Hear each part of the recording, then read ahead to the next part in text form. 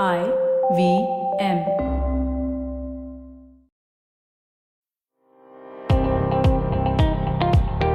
Welcome to All Things Policy, a daily podcast by the Takshashila Institution. We are a bunch of policy nerds based in Bengaluru, and we like bringing fresh perspectives to Indian affairs and Indian perspectives to global affairs. So grab a cup of coffee, sit back, and join us for today's chat. Hello, and welcome to another episode of All Things Policy. And today I have an interesting guest with me. I have Mr. R. Srinivasan, who's a retired scientist from the National Geophysical Research Institute. And at present, he is the visiting professor at IISc, Divecha Center for Climate Change. So, what got me thinking was I've been interacting with him for close to two decades, and I always felt that, there's so much more that I need to understand for the kind of work he's involved in. And I thought it's a good thing to get it on an All Things Policy episode. So, here we are today. And like always, I'm going to use the framework of Samaj Sarkar Bazar, the society, government, and markets. And we'll talk about each of these in the context of his work and in greater detail on how we as common people can engage with policies and Earth as a larger ecosystem. So, welcome to this All Things Policy podcast. Thank you. Okay. Now, jumping directly into how, as a society, you think people can get involved in something to do with, I don't know, maybe geology is too broad, I think, but how do we engage with an environment of sorts, because it feels too opaque to directly influence anything. But I know climate change is a trigger that most of us have become conscious in little ways. But if you could give us some ideas there. Actually, without even knowing, you are a part of the Earth system as a whole. Okay. Without Earth, you would not exist on this in this world of planets. Okay, so our very existence is based on the fact that we live on Earth, Right.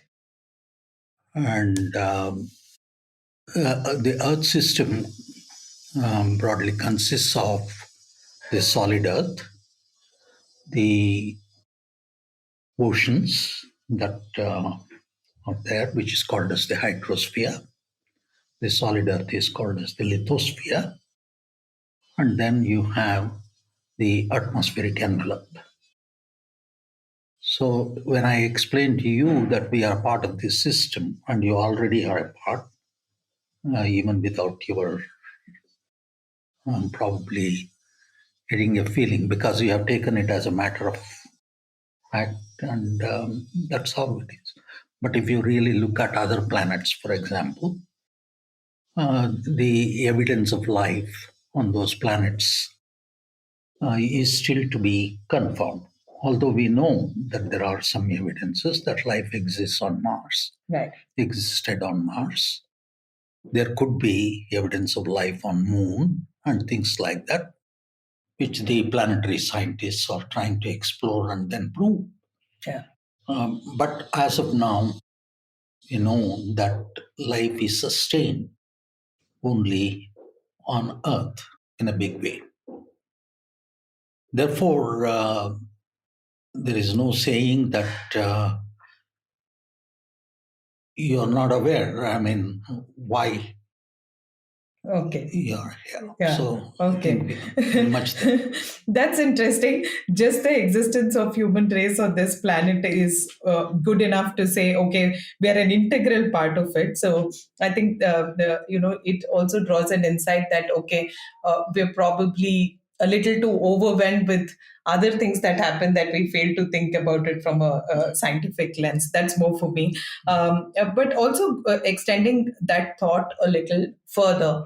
Do you think that today, in terms of profession or in terms of talent, the kind of people who actually choose to be in the kind of line of research work that you're in, do you think youngsters are opting in for courses like this? How did you even navigate through this?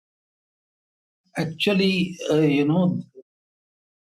Earth system science brings really the essence of all branches of science. For example, I was talking to you about um, life on Earth, for example. This immediately brings in the chemistry, this brings in the physics, and then this brings in the concept of time. When did the life begin on Earth, for example, is a big question which you would like to. And what was its nature? So the biological origins of life. So all fundamental branches of science are closely interrelated to what we are trying to understand. In fact, the whole of science is trying to understand this Earth system in a much more detailed fashion, and the other planetary systems to advance our knowledge. Okay. Therefore, there is nothing like physics different from geology. Or chemistry different from geology. It is all put together. The application of all these things comes into Earth science. Therefore, our very existence on this planet is proper understanding of how these basic principles operate, how best it can be used for sustaining ourselves on this planet. So that's the whole objective. So no matter whether you are becoming a person who is deeply interested in physics, Okay. Okay, you can always bring in the application to this particular thing.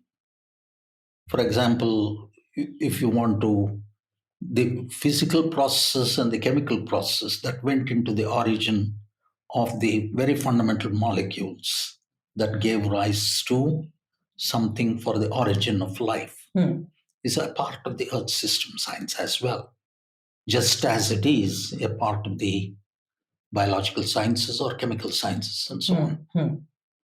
So there is no boundary really. In a sense, everything together. Okay. So, interestingly, I was on a Bangalore walk at Lalbagh when Mr. Vijay Tiruvadi did it, and he talked about this massive rock structure there. And he did tell it, goes back to say 3,000 years old. About 2,600, 2,700 million years old. Yeah. So, how would if I had to look at it in a very simplified manner and say, okay, aging of a rock, or looking at how do you kind of assess these things and formation? There are radioactive elements which are decaying. Their half-life period is known, right? So what one does is use the radioactive decay process to find out the abundance of the parent element and the daughter element. And if you know the half-life, that one, you can calculate how much time it has taken for the original element to be the isotope which you have today. What is its ratio to the parent element ratio?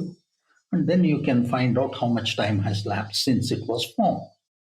So what people do is they take the minerals or the whole rock, like for example what you have in Lalbagh, for example, and then determine the parent radioactive isotope uranium and the daughter isotope lead. The proportion of this is estimated using mass spectrometers. Look here, for example, physics is interactive. Right. Okay. Yeah. Then the radiochemical decay, chemistry is involved, right? Using these applications, what we find is we find out these isotopic ratios using mass spectrometers, calculate the time that has elapsed, which is the age of the rock in which that particular mineral has been found, or the whole rock itself in which its abundance has been determined. So like that, they have tried to determine the age of the rock, which you find, for example, in Lalbagh, which gives you an age of, let's say, 2,700 million years or so. That means this part of the world was already there as a continental landmass 2,700 million years ago. So now that becomes a part of the Earth's history here. Yeah. Okay.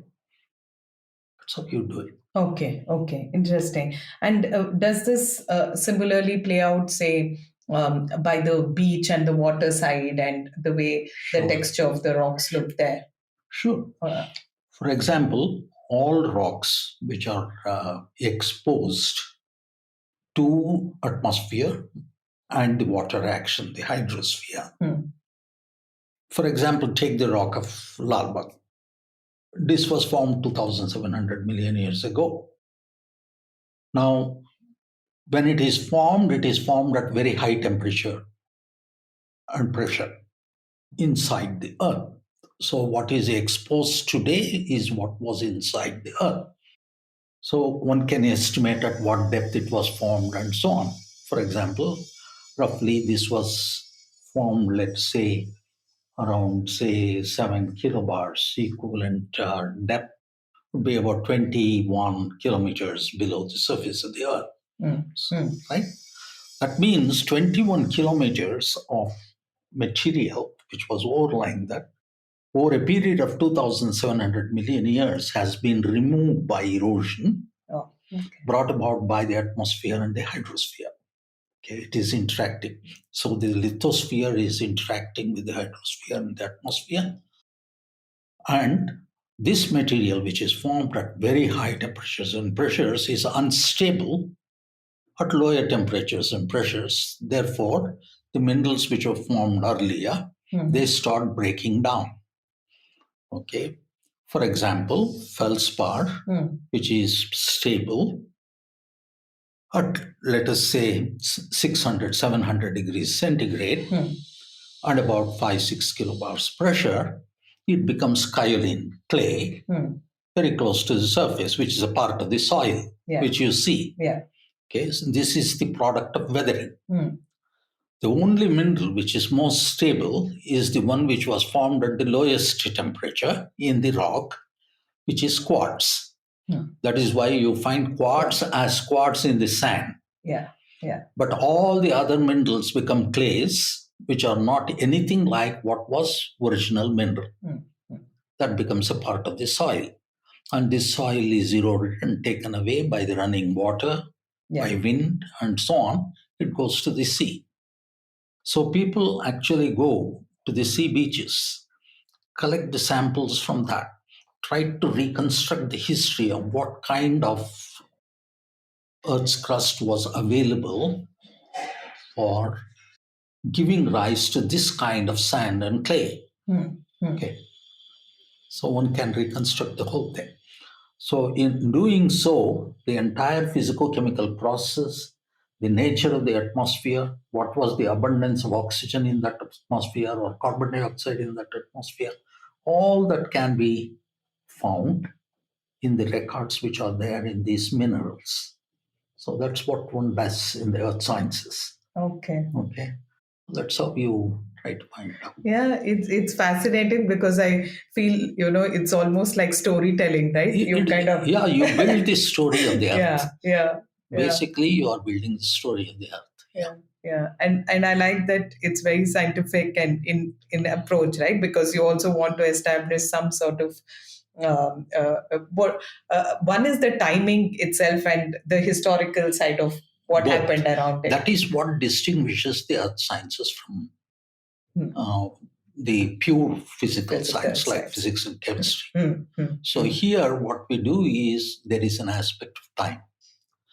So the story of the earth is what's built into this along with the ages, the nature of the rocks that are formed at different times, the nature of the life that was existing at different times, and so on. We try to find, for example, in the rocks, whatever animal or the plant life that existed in the past, that is left behind as fossils within these rocks. Right. Okay. So you can find the age of the rock, you can find the fossil within that. can find out this is the kind of life that existed at that time. So, like that. And when you arrange this according to the age, from oldest to the youngest, you give rise to one branch of science, earth science, which we call as stratigraphy. Yeah. Okay.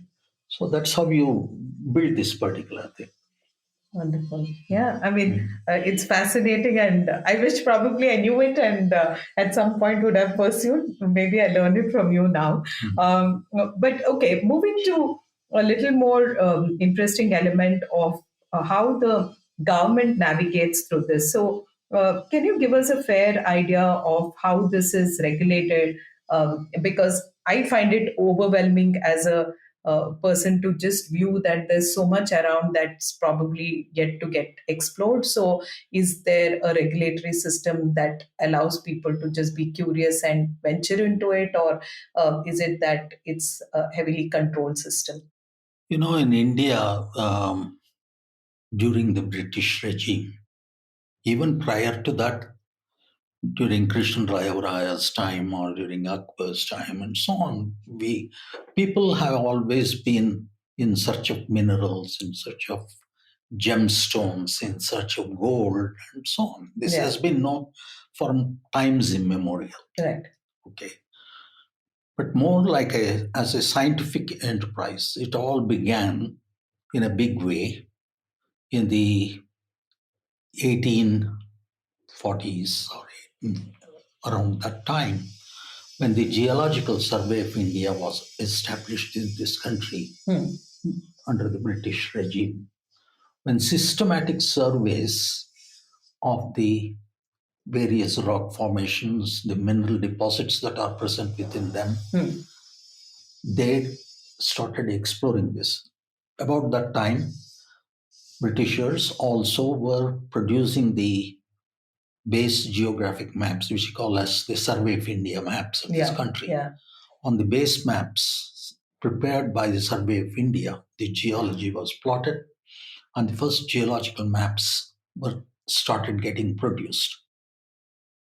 At that time, the interest for the Britishers, for example, was to have a railway system within the country. Okay, because they had their government set up in Calcutta, in Madras, and Bombay Presidency, and so on. Okay, so they wanted to have a railway network. How do you run a railway? You wanted coal. So one of the earliest minerals to be explored in the country was for coal.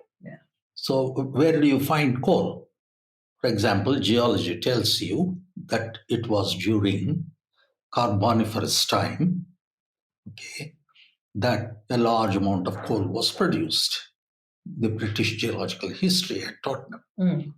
So where are these Carboniferous deposits in India? So there is search for it. They started mapping the country that way. So in the process also, of course, they also mapped all the other rock formations which were there. Industries started to be established. In fact, if we talk of any industrial civilization, it comes through from the time of the British regime. So there are many things for which we blame our history. There are also other things which has made India a competitive country as it is today, because that kind of a thinking has come through this kind of studies. So the first geological maps were produced, let's say, and then the state geological departments were established. For example, Karnataka, it had by 1890 or 1885, something like that, already a state geological department was set up here, which brought out one of the best geological maps of any state in the country for the first time by 1916, as early as that. In fact, even if you today go and see that geological map which was produced in 1916, and then try to go and verify with all the modern advancements that you have satellite imagery interpretations and so on, you cannot change much of the contacts which have been marked in that particular map between the junction between the two rock formations or anything, or what rock type exists in a particular place. So those kind of maps were produced by one of the best surveyors that you know of, who knew how to identify the rocks. They plotted that. And then when they were doing it, they found which minerals are concentrated. For example, where is coal? Yeah. For example, in the famous Kolar. Kolar belt also, right? Even in the Kolar side of things, I think. Kolar, there is no coal deposit there. Oh, okay. Yeah, but for example, in the Godavari Valley or Pranihita Valley, they found large coal deposits. Okay, of the Carboniferous time, which supports supported the railway till very recently, until we changed over to diesel fuel. Yeah. And it was called steam engines, which were the beginning of the railways here. So even when we were young, it was all coal-fired. Right. Yeah. Engines that were doing. Then similarly, for example, during the course of, for example, take Karnataka, where these people mapped and they found there are gold deposits, for example, in Kolar region. Yeah. Or in near Raichur, in the Hatti region, or in other places like near Chittadurga and so on, in certain rock formations. So the gold-bearing belts, they separately mapped. Yeah. Okay. And similarly, they found where there are very rich iron accumulations. Yeah. So these became industries later. Okay. So the contribution of the geologists to the overall industrial development in the country is a very big one. Yeah. Now, and that is all scientific. It comes from proper surveying, which you learn from, for example, civil engineers or the best surveyors, right? Yeah. So that art is also there in geology. Okay, plotting to this scale where what is there. So, and then trying to find out how deep these deposits are, what is their volume. Yeah. In order to determine that. So the progress taking, for example, to find out the quantitatively how much of iron ore is there or how much of gold is there. In order to do that, you will have to explore its depth, persistence, and so on to define the volume of the rock body. So once you know the volume of the rock body and you know its density and how much can be recovered, you can calculate the amount of reserves that are available. All this kind of work is done by the geoscientists, we call as geologists. Yeah. Okay, without them, you would not have an industrialized world. True. So if you're enjoying sitting on a steel chair or for example, your computer, which is made up of a metallic body, then these things come from as a gift of geologists, right? Actually. So in order to discover that, you apply the basic principles of physics, basic principles of chemistry, everything. For example, to remove iron. Iron is normally occurring as an oxide mineral. Very rarely it occurs as a native element because we have oxygen in the atmosphere. It usually is oxidized near the surface. Okay. What we try to do is to extract iron from that oxidized mineral, which we call as an iron ore. We make the metal iron. That metal iron is mixed with other metals, which give them the strength to make it steel, for example. For example, nickel and chromium. So, for example, in Karnataka, we had discovered that there are, for example, near in the Hassan district, there are chromite belts. Okay. There are other places where there is vanadium. So they found all this, and that formed the basis for forming the Bhadravati Iron and Steel Works, which is one of the earliest steel plants known in the country. Similar to Tata Iron and Steel Works, for example, in Jamshedpur, what you have. Okay. This was smaller, but they did that kind of a thing. So all this has an application also. That is, it is geologists and geological science which is at the back, bringing in the mineral wealth of the country. Now that demand for a certain mineral will keep changing also as civilization progresses. For example, during the time of the Second World War, when industrialization was taking place, that is when biggest steel plants were being built. Now, all over the world, there was a big rush for iron, manganese, which goes as a part of steel, nickel, chromium, all this kind of thing. Now, man is always two ways. One is he wants to exploit the resources when you know that it is going to bring you the money, right? As a result of which you sometimes tend to overexploit it. Okay. Or try to make a fast buck. This is also the nature of human. So there is a lot of wealth which is available in this world for us to sustain, but there is not enough if you are greedy. Okay. For example, let's take the story in India. When the world was progressing very fast with industrialization, those countries which did not have iron or manganese, they were buying ores. Okay. Because all these minerals are not distributed throughout the world equally.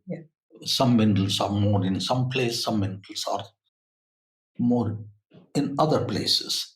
Those countries which are deficient, they try to buy it from the countries which are rich. For example, even today we sell coal to other countries because we have plenty of coal. Similarly, we had plenty of iron, but not that many industries like in Germany or Japan, for example. Those people started buying iron ore from India. If India was capable of establishing its own steel plants at that particular point of time, either for want of technology or whatever, if it was not available, they could have preserved that ore for the future. But our economy was not that strong, so we had to become rich. We had to grow. Therefore, we sell it, right? Export it. Therefore, we were sending the materials to other countries. So the richest iron ores which were there close to the surface, they were all used up for exports. Today, India has the technology. Okay. But what you are left with is the materials which are of a much lower grade. All the rich ores have been exported earlier. Okay. Therefore, we have to use more modern technologies which can produce steel from less rich iron ores, less rich manganese ores, and so on. Or we will have to replace this with something else. Or we have to recycle the original steel which was there so that we can use it again. Now all these new concepts are coming. Look here, the interface between the earth scientist and the metallurgist, for example. So there is nothing like a boundary where the geologist stops, this begins. It's only specialization in each one of these things. That is what we do. Stay tuned to All Things Policy. We'll be right back after a short commercial break.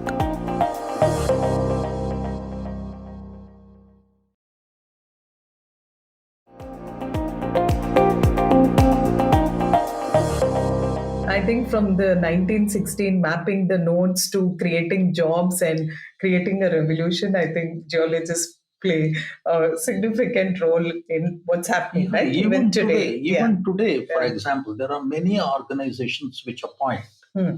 the geologists because the exploration continues, it never stops. Stops. Yeah. Hmm. Hmm. For example, the post industrial revolution time, when the world was exhausting and plastics became very important. Yeah. Yeah. Right? Now we are realizing, after using plastics for some time now, we're realizing that it is one of the greatest pollutants. So we need to control that particular thing so that our Earth's environment is not destroyed. Yeah. Okay. In order to do that, what are the plans that we are having now? Recycle the metals, not use the plastic. Yeah. Okay, wherever it is possible, not use it, recycle it, or produce the same kind of material as you had from the rich mineral deposits from the lower grade minerals. Yeah. Or you substitute this with some other elements which give the same characters as this one, right? Yeah. Or improved characteristics. True. Therefore, new minerals come into picture. Yeah. New metals come into picture. These things become very, very important. Yeah. Therefore, the nature of the minerals that we use, the uses to which we put them on, it keeps changing from time to time. And therefore, which minerals are critical at a point of time is decided.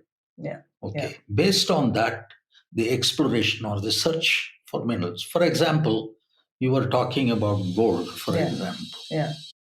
India has had the producing gold mines throughout its history, only in Karnataka state. Yeah. Nowhere else gold was produced, except for a smelter for copper in Mosabani, which produced it as a byproduct. In Mosabani, they had a copper smelter. So as a byproduct, about a ton or two of gold would come out as a byproduct. Rest of the gold was getting produced from Kolar gold mines. Okay. Now, Kolar gold mines exhausted its resources when it reached, say, about 13,000 feet or nearly so, a few years ago. Subsequent to that, there has been only one operating mine dedicated to gold in the country, which is in the Hatti in Rajasthan. That is the only mine. What is the amount of gold that we produced in the produce in the country? Approximately about 3 to 5 tons. Okay. This is all that we produce today. 3 tons usually, and including all the byproduct, everything, to about 5 tons. What is our consumption today? About 1,000 tons per year. Rest of the material we import at enormous cost for the country, the exchequer. So the search for gold, for example, is an important activity. I can search imagine. for new gold deposits. So here comes the government policy. So when government realized it's become critical now, right, to search for. For example, similarly, when India was trying to develop its atomic energy resources, for example, the industrialized world, the countries abroad, they said, okay, we will put an embargo so that India does not get nuclear materials like uranium, enriched uranium. We will not sell it to India because it will become an atomic power. So there was a whole department set up to search for uranium deposits in the country. things like radioactive mineral deposits in the country. Geological Survey of India, right from 1850s, has been searching for the various minerals. But the nature of the search is guided by a policy. Right? At what time, what are the minerals on which one should concentrate on? For that, the Geological Survey of India has what they call as a geological planning boards, National Geological Programming Board. And under that guidance, the state geological departments, they have geological and mining departments, they have state geological programming board. One is complementary to the other. So in consultation with these two, state will do certain kinds of things and national level survey will do other kinds of things. Now, this was not enough. Okay. For example, in spite of the fact for nearly 50 years after independence, in early 1990s, not a single new deposit of gold had been discovered by the Geological Survey of India or the State Geological Programming Board. So what does the government do at a stage like that? It brings out a policy that we will open this to the world's thing. So they bring in foreign direct investment into searching for minerals like gold, for example. I'm only giving one example. Similarly, you take, for example, diamond. India, has a big desire for buying jewels. Indian women especially are very fond of buying the diamonds, gold, and things like that.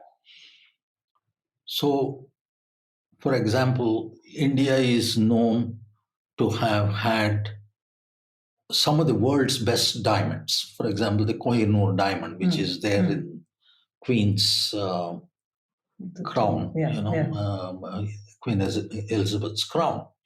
That is from India, which was taken to her during the British regime. Okay. Now, people knew that there are diamonds here.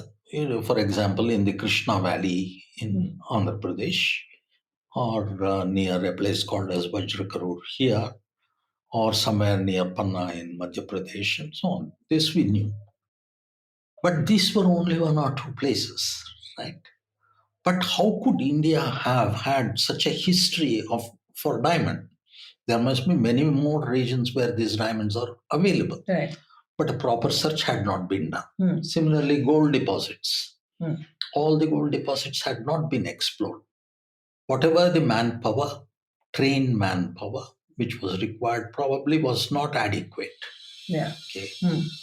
Therefore, Geological Survey of India, State Geological Program, State Geological Department, all these, even though they searched, they did not find many new deposits. We were dependent on Kolar goldfield, for example, for gold for a century. But only there. Therefore, they threw open to the international bidding. You can come and search for the deposits. If you find new deposits here, then we will give you the license for mining those particular things under whatever terms the country has to. Therefore, the foreign direct investment was invited. 1992 or something like that, I think. Manmohan Singh or Narasimha Rao or somebody was the prime minister during that time. It was done. Now, many of the foreign mining companies, including, for example, the most famous companies like De Beers and Rio Tinto for diamond, Australian mining companies for gold, they all came and invested money and started searching in this country. Okay. One thing that really happens is, for any countries, the policies that you make must be steady. No matter whether the governments change from time to time, but the policies have to continue, especially when you are involving the investments from abroad. The for FDI. exploration. Yeah. Sadly, it looks that this has not been strictly followed in the country. For example, the policy changed. Although these people had made millions of dollars of investment and then tried to find new deposits, and they had found a few, not many, few in certain places, the final mining license, by the time they had to get, the policy changed that these, wherever the new deposits have been indicated and so on or explored, those areas will be put to auction. Oh, okay. Okay. Now, this was not to the liking of the people who had made investments, for exploration. Usually, the procedure was that you explore a particular area and then you make a more detailed assessment of that particular property in an area where it has been found by what's called as detailed prospecting. Then you take it to a stage called as exploratory mining. Through this process, you establish a mineral deposit so that your confidence level on how much of that mineral exists in that area is at 96% or more confidence level. Oh, okay. That's when it goes for mining. When people have taken it up to 80 or 85, then you auction that. That's not a fair deal in terms of policy. This is one line of thinking. The reasons why this auctioning came because there was a lot of corruption in the country. Okay. Therefore, they had to put an end to the corruption, that is, giving licenses and then doing things of this kind. In that, there was a lot of corruption involved. Therefore, in order to put an end, the central government brought about this particular policy saying go for auctioning so that it's all open. Yeah. So it is a very difficult thing to administer a country in such a way that all these things are balanced. Got it. Okay, which they are doing, but the continuity is one thing which, to my mind, is important, which should not have been lost. Yeah. That's my feeling. Fair enough. Yeah. But then, therefore, and similarly, requirement for new minerals is coming. Yeah. Like, for example, India has been one of the leading countries in the world in the area of software and the hardware or the computers. For all this, you need different kinds of new minerals. Yeah. For example, China today focused on this particular thing, like the rare earth elements and critical minerals. Yeah. Then we are also now feeling the effects of climate change. Yes. Now, the idea is to arrest the warming of the Earth's atmosphere at 1.5, not allowed to go 1.5 degrees centigrade, so that the sea levels don't rise and the coastal areas will be submerged because of that kind of a thing.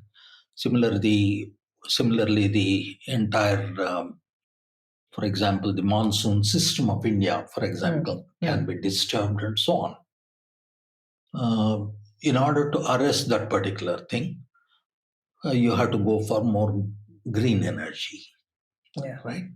Like you don't want to produce more carbon dioxide. Yeah.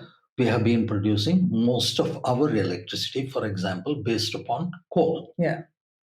Okay, it's a thermal energy.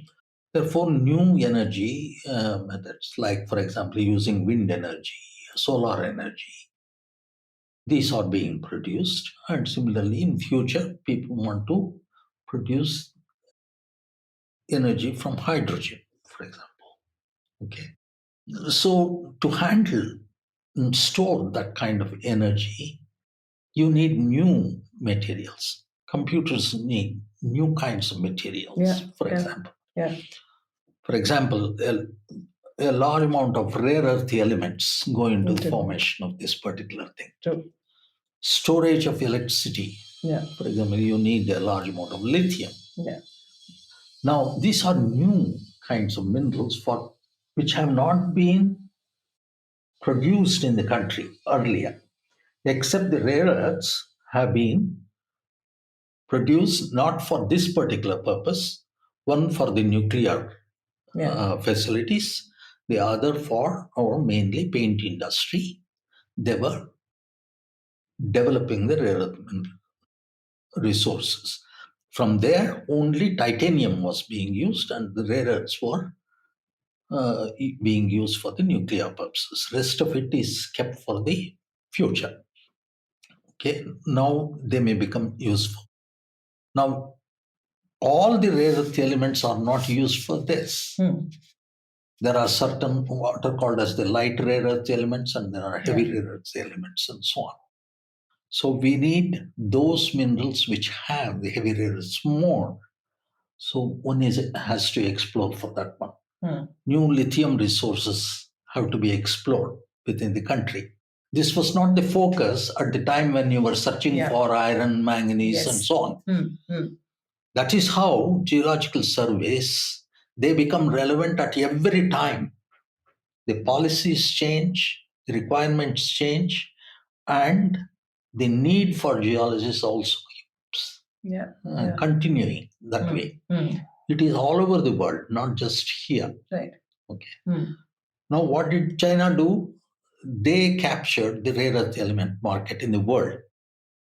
So they are going to control the rare earth element market if other countries do not bring up their own resources to fight international market.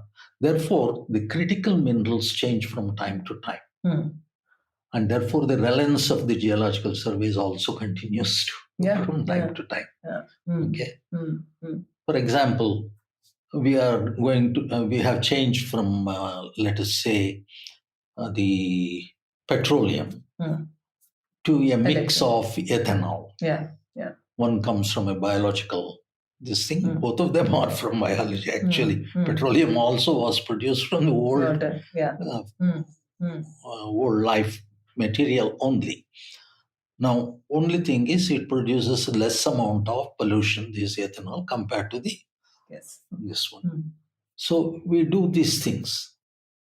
Therefore, in all this, you are finding that there is no boundary actually between physics, chemistry, geology, and so on. Only thing is how we teach our students, how we introduce them to these both at the school level and at the undergraduate level. I think that is where in the educational system, if we bring in some of these aspects to the minds of the young people, I think there will be much more requirement for scientists in all these fields. Truly. Virtually. And as of today, for example, many state universities have been teaching this. Apart from that, almost all the IITs have a science branch, a system science branches. ICERs, they have it. And people who have been qualifying from those places have been getting their jobs. You may not be talking in terms of service industries, like software people being required from all over the world. So you have more 40,000 jobs. But these are people who actually sustain the country's economy from what they produce inside. And this is happening all over the world. Therefore, there is nothing like this branch is less rewarding than the other. Yeah. So Yeah. there's nothing Yeah. like that. Interesting. Mhm. Thanks, Mr. Srinivasan, for taking us. I think it gives a fair idea of, the kind of depth that the science has from a historical point of view, from a science perspective, all of that. And of course, it creates, and not just jobs, I think the kind of industries that we are thriving in and will continue to. So thanks for giving a very deep perspective of how this science works and how the elements of the society, the government, how the market is evolving and taming itself for it. So thank you for your time and for this good conversation. Thanks a lot. You're welcome. If you liked our show, don't forget to check out other interesting podcasts on the IVM network. You can tune into them on the IVM Podcast app, ivmpodcast.com, or wherever you listen to your podcasts. You can also follow IVM on social media. The handle is @IVM Podcasts on Twitter, Facebook, and Instagram. And hey, if you'd like to dive into Takshashila's research on technology, strategy, and economic affairs, check us out at our Twitter handle @TakshashilaINST or our website takshashila.org.in.